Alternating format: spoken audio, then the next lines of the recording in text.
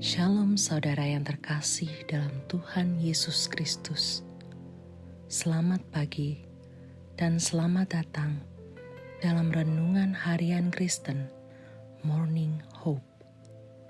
Kiranya saudara dalam keadaan yang sehat, dipenuhi oleh sukacita dan damai sejahtera.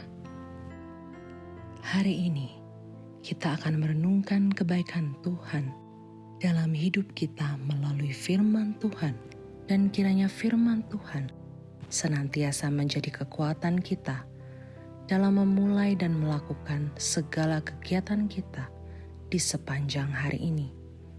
Namun sebelum kita merenungkan kebenaran firman Tuhan, mari kita berdoa. Bapa kami yang di surga, Bapa yang kami muliakan dan kami sembah, dalam nama Yesus Kristus, kami mengucap syukur untuk hari yang baru ini. Kami juga bersyukur untuk pemeliharaan, kekuatan, kesehatan, serta anugerah yang telah Engkau berikan. Bapa kami yang di surga, kami menyerahkan ke dalam tangan-Mu segala apa yang kami lakukan di hari yang baru ini. Kiranya Tuhan memberkati dan menyertai segala kegiatan yang kami lakukan sepanjang hari ini. Bapa kami yang di surga, sebelum kami beraktivitas, kami mau merenungkan firman-Mu.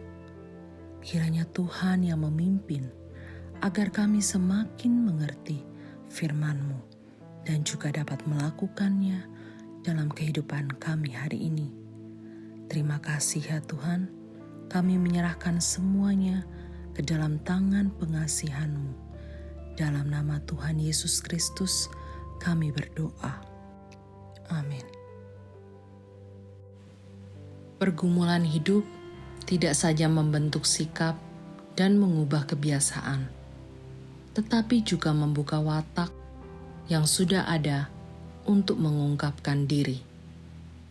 Itulah yang terjadi dalam kisah Daud, ketika ia harus terus berusaha membebaskan dan menyembunyikan diri karena dikejar-kejar Saul dan tentaranya. Namun Daud membuktikan bahwa dalam kondisi yang serba tertekan dan terancam ini, ia tidak mengikuti ambisi dan dendam pribadi. Buktinya, Daud tidak menggunakan kesempatan untuk membunuh Saul yang sedang tertidur dalam gua. Bukankah ini kesempatan besar untuk memuaskan ego balas dendam? Memang, pertimbangan manusia mengatakan bahwa ia bertindak bodoh. Tetapi pertimbangan Allah lewat pengalaman hidup Daud adalah lebih tepat dan bijak.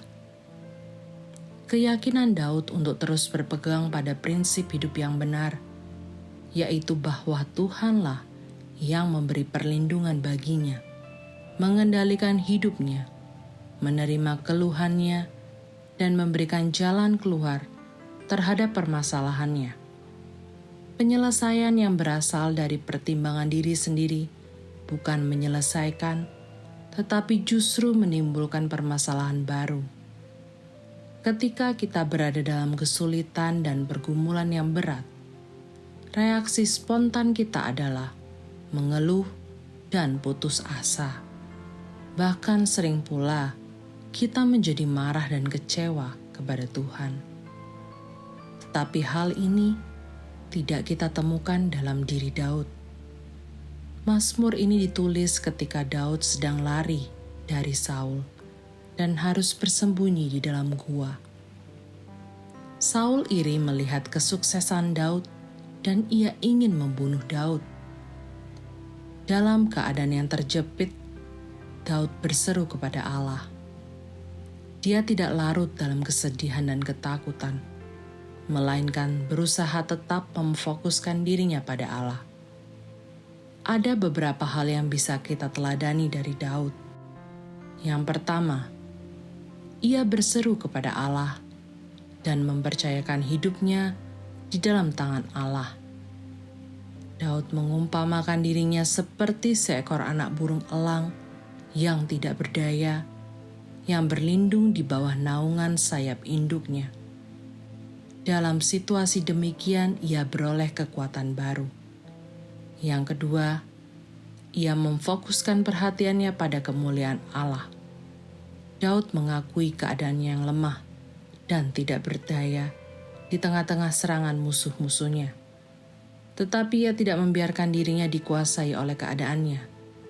Perhatian Daud yang terutama, bahkan ketika ia memohon pertolongan dari Tuhan, adalah agar nama Tuhan ditinggikan dan dimuliakan, bukan semata-mata keselamatan pribadinya. Yang ketiga, ia bersukacita menantikan pertolongan Tuhan. Kita harus membedakan antara bersukacita dan merasa bahagia. Jelaslah bahwa Daud tidak merasa bahagia dengan keadaannya. Tetapi ia tidak pernah kehilangan sukacitanya sementara ia menantikan pertolongan Tuhan. Karena sukacitanya itu didasarkan pada kasih setia Tuhan dan kebenarannya. Penderitaan kita adalah kesempatan untuk membuktikan bahwa orang beriman tetap bersukacita dan memuji Allah. Pengalaman ditolong Tuhan memperkuat iman kita dan meneguhkan pengenalan kita akan karakter Tuhan Yesus yang setia. Jadi jangan ragu ketika menghadapi persoalan hidup, karena Yesus mengenal kita anak-anaknya yang percaya dan berlindung pada kasih setianya. Tuhan Yesus memberkati. Amin.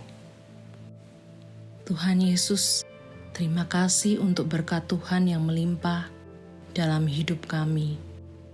Ajari kami Tuhan untuk selalu percaya kepada pertolongan Tuhan, bahwa tidak akan pernah terlambat pertolongan Tuhan dalam hidup kami, dan ajar kami untuk selalu bersukacita dalam penantian pertolongan Tuhan dalam hidup kami. Terima kasih Tuhan, memberkati hari ini agar menjadi hari yang penuh sukacita dan damai sejahtera.